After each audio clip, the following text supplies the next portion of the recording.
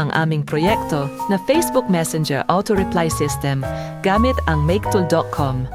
Ang pangunahing layunin ng proyektong ito ay mapabilis ang pagtugon sa mga mensahe ng mga customer at mabawasan ang manual na pagsagot ng administrator. Ganito po ang proseso ng aming system.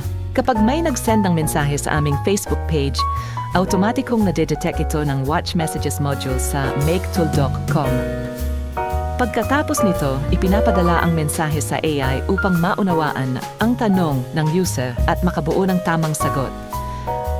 Kapag nakagawa na ng response ang AI, automatiko itong ipinapadala pabalik sa customer gamit ang Facebook Messenger. Dahil dito nakakatanggap agad ang user ng sagot sa kanilang mga katanungan tulad ng impormasyon tungkol sa serbisyo, oras ng operasyon at iba pang madalas itanong. Habang ginagawa namin ang system, nakaranas kami ng ilang challenges. Isa sa mga naging problema ay gumagana lamang ang automation sa unang mensahe.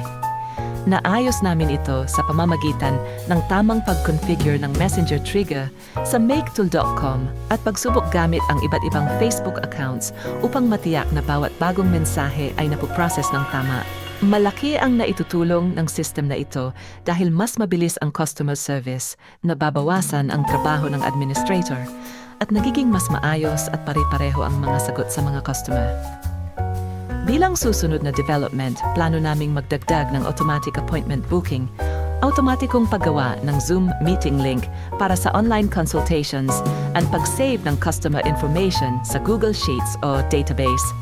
Sa kabuuan, ipinapakita ng proyektong ito kung paano makatutulong ang automation at artificial intelligence upang mapabuti ang customer service